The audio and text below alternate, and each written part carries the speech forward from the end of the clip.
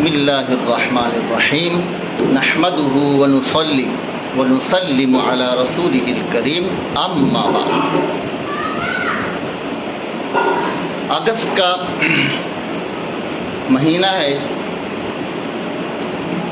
اور اس میں جشن آزادی بھی ہے، مطلب آ رہی ہے، اور یوم عاشورہ بھی ہے۔ تو ہمارے ہاں چونکہ ایک سلسلہ چل پڑا ہے کہ جب بھی عاشورہ کا یہ دن آئے گا تو اس پر کلام کیا جائے گا۔ اگست میں 14 اگست آئے گا تو کلام کیا جائے گا وغیرہ وغیرہ، یعنی ہر سال کی مناسبت سے۔ جبکہ یہ تصور متقدمین جو اکابر اسلاف وغیرہ ہیں اور صحابہ کرام تک کوئی تصور اس کا نہیں ملتا۔ البتہ ہمارے زمانے میں چونکہ علماء دیوبند معیار ہیں یقیناً اللہ تعالیٰ کے بھی نزدیک اور تمام امت مسلمہ کے نزدیک، کیونکہ اللہ تعالیٰ نے صحابہ کرام کے ایمان کو معیار بنایا۔ فَإِنْ آمَنُوا بِمِثْلِ مَا آمَنْتُمْ بِهِ فَقَدِ اهْتَدَوْا۔ تو اللہ نے جب انسان کو پیدا کیا تو آپ کو معلوم ہے کہ ضرور کچھ امور اس کے ذمے بھی ہوں گے، اور اس کی خوشی ناخوشی وہ کیسے پتہ چلے گی؟ تو یہ بھی ایک معاملہ ہے نا بھائی۔ تو اب اس کے لیے کوئی نہ کوئی معیار یا ترازو قائم کرنا یہ عین حکمت عملی ہوا کرتا ہے ہر زمانے میں۔ تو اللہ نے جو معیار فرمایا وہ صحابہ کرام کو فرمایا، یقیناً آپ جانتے ہیں اور کوئی بھی اس کا انکار نہیں کر سکتا۔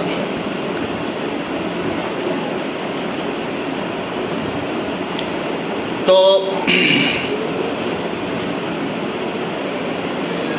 مختصر چند بات دونوں ہی کے حوالے سے نہ صرف کیے دیتے ہیں بلکہ ایسا کرتے ہیں کہ آج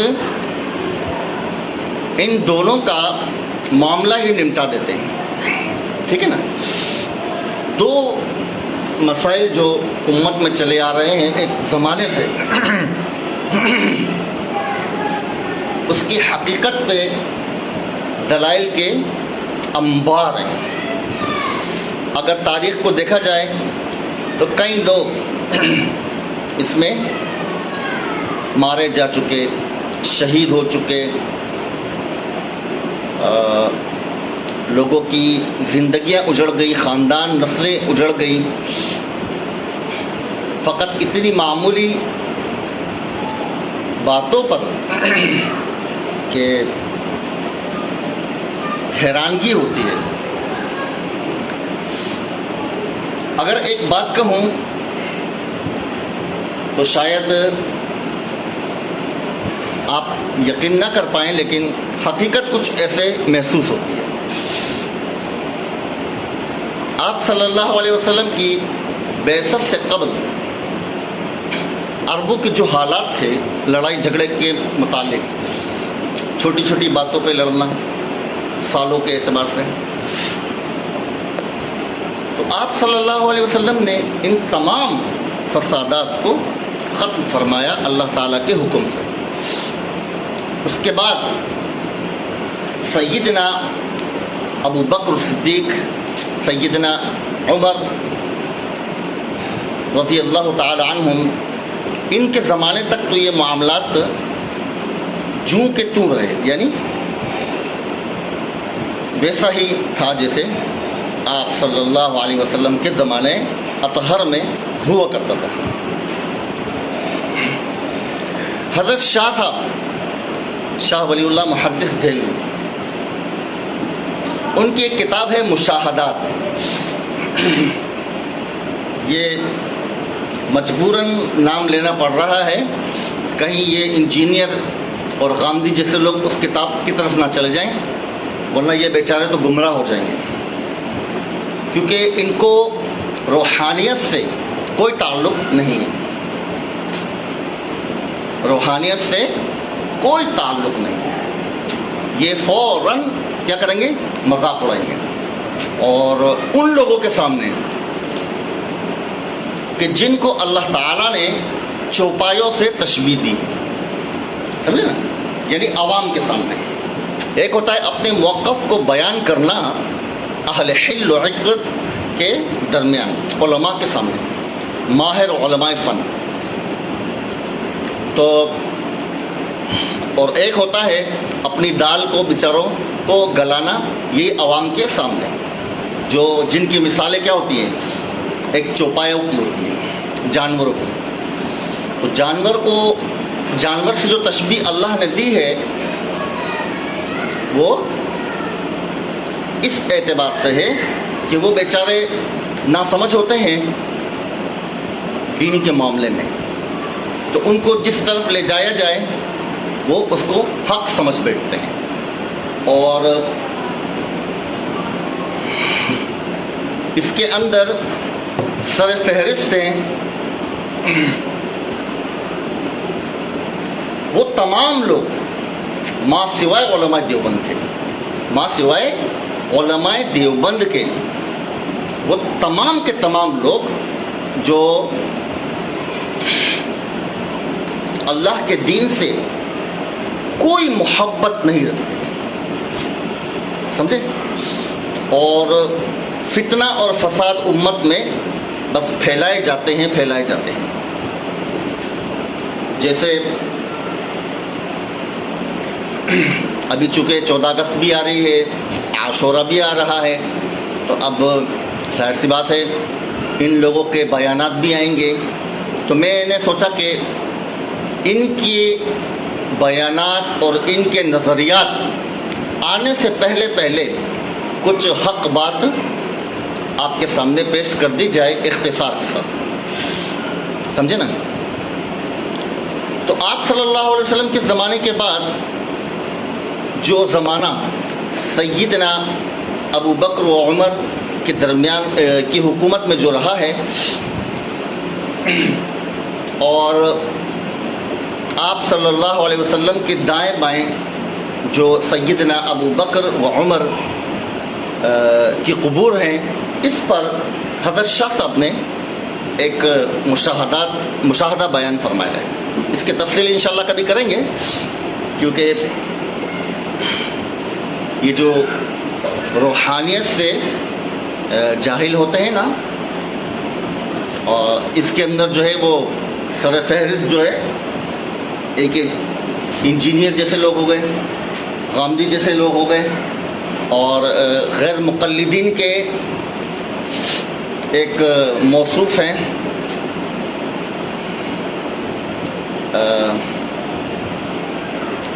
حسان نام ہے، پتہ نہیں کیا ہے، ایسے کچھ ہیں. بہرحال بخاری کا درس دیتے ہیں عوام کو، چینل بھی ہے ان کا، آپ نے دیکھا ہوگا.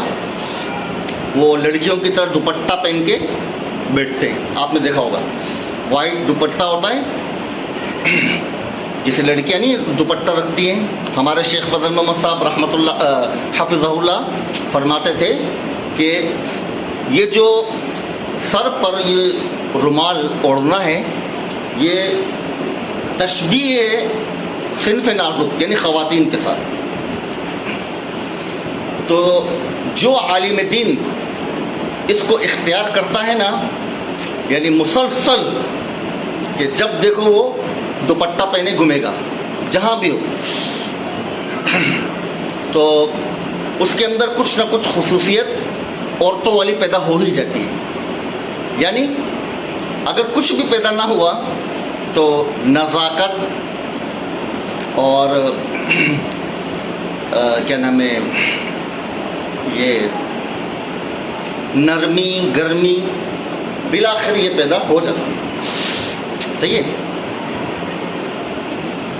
14 اگست کے حوالے سے میں نے بھی یہ باندھا ہے تاکہ لوگوں کو معلوم ہو کہ علماء بھی اس آزادی میں نہ صرف شریک ہیں بلکہ اس ملک پاکستان کو بنانے والے ہی علماء ہیں. ٹھیک ہے. تو آپ صلی اللہ علیہ وسلم سے متعلق جو مشاہدہ پیش فرمایا وہ یہ تھا کہ حضرت شاہ صاحب کو جو روحانی تعلق اللہ تعالیٰ کی ذات سے حاصل تھا اس میں وہ اپنا یہ مشاہدہ بیان فرماتے ہیں. اور بھی کئی مشاہدات ہیں جو یہ آج کل جیسے وہ ویڈیوز ہوتی ہے نا 18+، سمجھ رہے نا، یعنی کوئی خطرناک ویڈیو ہے قتل و غارت کے حوالے سے یا کوئی ایسی ہے بد اخلاقی کے اعتبار سے وغیرہ وغیرہ، تو وہاں پر 18+ لکھا ہوتا ہے نا. تو ان کتابوں کو پڑھنے سے پہلے 18+ کا مارک ہونا لازمی ہے. یعنی یہ بیچارے جو ہیں ان کے اندر اس قدر عقل اور سمجھ ہونی چاہیے کہ اس کتاب کو پڑھ کر اطمینان کریں. یہ تو ایک کتاب ہے، نہ جانے ایسی کتب ہیں جو باقاعدہ اتصال سند ہے، باقاعدہ اتصال سند کے ساتھ مروی ہے.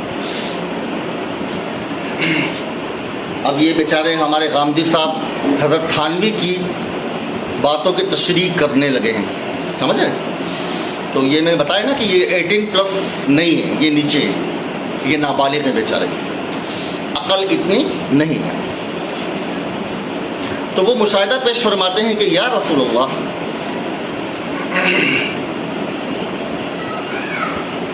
یعنی انہوں نے ایک جو ذہن میں سوال تھا وہ یہ تھا کہ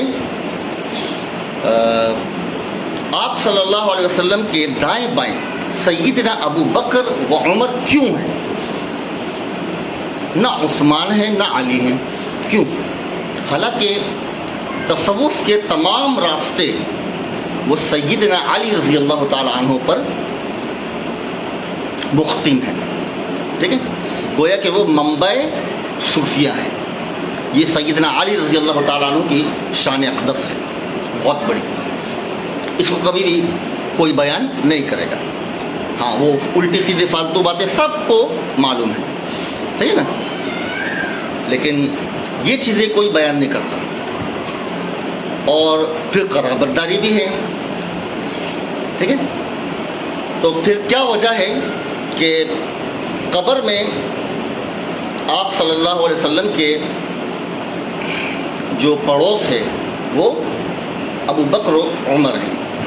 سیدہ عائشہ صدیقہ رضی اللہ تعالی عنہ فرماتی ہیں کہ میرے والد ماجد ابو بکر رضی اللہ عنہ کی وفات کے بعد اس جگہ کو جہاں سیدنا عمر مدفون ہے میں نے اپنے لیے رکھی تھی، لیکن امیر المؤمنین کی اگر خواہش ہے تو میں اسے ہدیہ کرتی ہوں، وغیرہ وغیرہ قصہ آپ کو معلوم ہے. تو حضرت شاہ صاحب نے یہ سوال کیا کہ آپ کے دائیں بائیں عثمان و علی کیوں نہیں؟ تو غیب سے اشارہ دیا گیا. وہ اشارہ کیا تھا کہ آپ صلی اللہ علیہ وسلم کا جو روضہ اقدس ہے، یہ مشاہدہ باقاعدہ انہوں نے لکھا ہے کہ وہ باقاعدہ آپ کا روضہ اطہر جو ہے وہ منور ہو رہا تھا اللہ تعالیٰ کی رحمتوں سے، اور باقاعدہ ایک سلسلہ مسلسل برکات کا اور رحمتوں کا اور اس نورانیت کا کیا عالم ہوگا واللہ اعلم، ہم تو جان نہیں سکتے. ایسا بھی نہیں ہے کہ ناممکن ہے، ٹھیک ہے نا، ناممکن نہیں ہے، کوئی بھی چیز ناممکن اس عالم میں نہیں ہے. اس عالم میں آپ نبی نہیں بن سکتے بات، لیکن اس عالم کے اندر آپ ہر وہ شرف، آپ ہر وہ مقام حاصل کر سکتے ہیں جو آپ سے پہلوں کو حاصل ہوا. یعنی ایک صحابی آپ نہیں بن سکتے اور ایک نبی. کیونکہ صحابی وہ ہوتا ہے جس نے آپ صلی اللہ علیہ وسلم کی زیارت کی ہو. ٹھیک ہے نا, یہ آپ کے ایک نظر بھی دیکھا ہو وغیرہ وغیرہ. باقی جتنے بھی یہ اعزازات ہیں یہ ناممکنات میں سے نہیں ہیں, کیونکہ ایک رب العالمین واحد ایسی ذات ہے کہ جو نہ تو کبھی بدلا اور نہ بدلے گا. ٹھیک ہے نا, کیونکہ باری تعالیٰ کی ذات واجب الوجود کہا ہی اس کو جاتا ہے کہ جس میں کسی قسم کا کوئی تغیر و تبدل نہ آیا.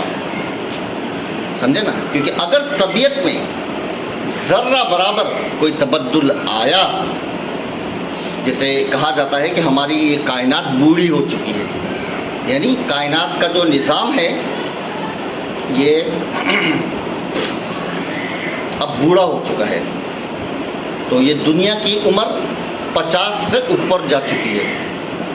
ٹھیک ہے, یہ سائنٹسٹ جو ہوتے ہیں انہوں نے یہ ایک حساب لگایا, بالکل درست ہے, بالکل درست حساب ہے, کیونکہ ہر چیز کے اختتام کی کوئی نہ کوئی سبب یا علت ہونا یہ لازمی ہے. صحیح, تو جو کچھ بھی انہوں نے پیمائش وغیرہ کی ہے یہ میں نہیں کہتا کہ غلط ہے, بالکل درست ہے, ایسا ہی ہے. تو جو تجلی یعنی ہر چیز کے فنا کے لیے دیکھیں کوئی نہ کوئی سبب ہونا لازمی ہے. تو جب اس دنیا کے فنا ہونا ہے, اس دنیا کو, اس عالم کو ختم ہونا ہے, جیسا کہ قرآن کریم میں موجود ہے, تو اس کا دورانیہ یا اس کا ایک عمر کا گزرنا اس سے پہلے یہ بھی کیا ہے, لازمی ہے. تو حضرت شاہ صاحب فرماتے ہیں کہ میں نے دیکھا, یعنی مجھے دکھایا گیا کہ ایک نور جو آپ صلی اللہ علیہ وسلم کی روز اطہر سے عرش سے ملا ہوا ہے. ایک تانا بانا بولتے ہیں, جیسے وہ کوئی چیز ہوتی ہے بھنورا جس کو بولتے ہیں, وہ آسمان تک جاتا ہے, عام ہے, لوگوں نے دیکھا ہے. تو ایسا ایک نور ہے. پھر دکھایا گیا کہ وہی نور و تجلی, وہی نور و تجلی سیدنا عمر اور سیدنا ابو بکر رضی اللہ تعالی عنہ پر بھی نازل ہو رہی تھی. وہی کیفیت, وہی رحمت, وہی برکات ان دو حضرات پر بھی نازل ہو رہی تھی.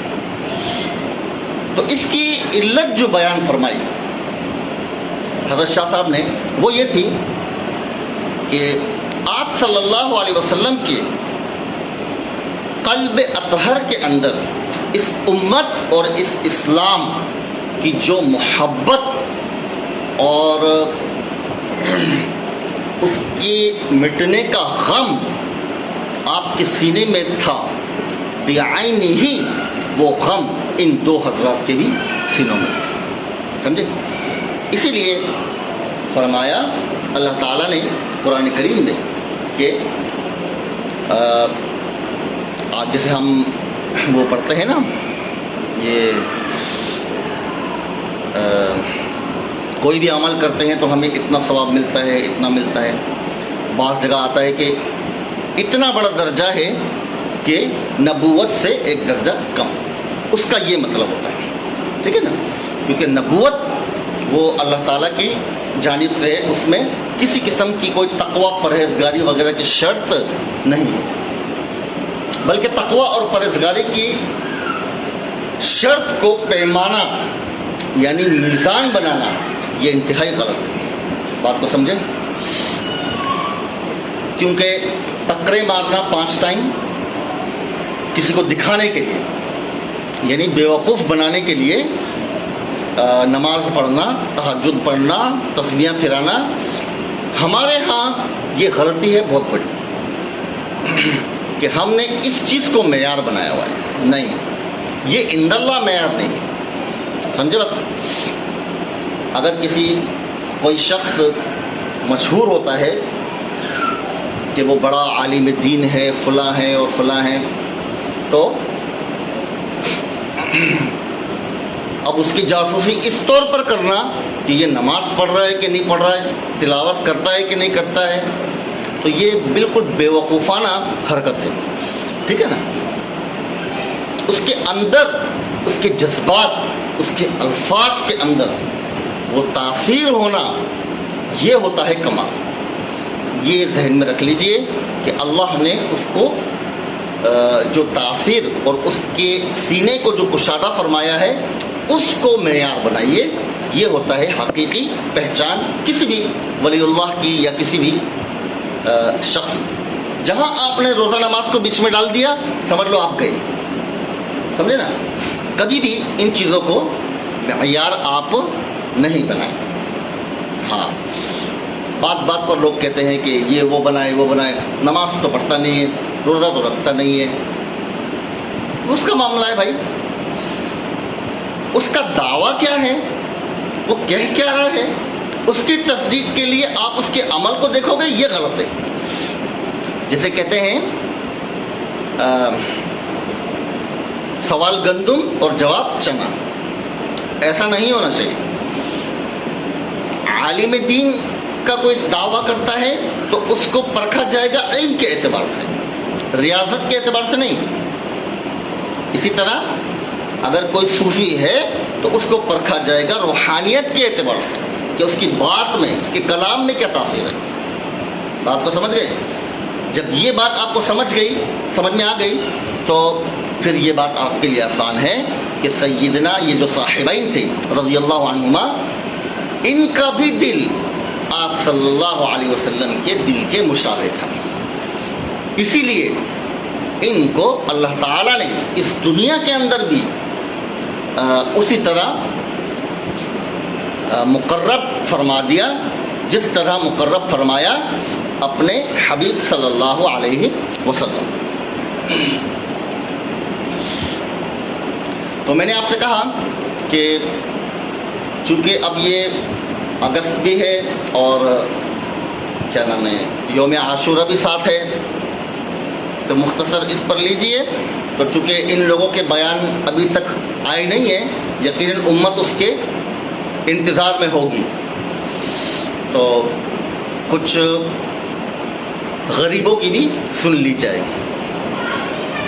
جیسے حضرت نانوتوی فرماتے ہیں نا، گویم مشکل وگر نہ گویم مشکل۔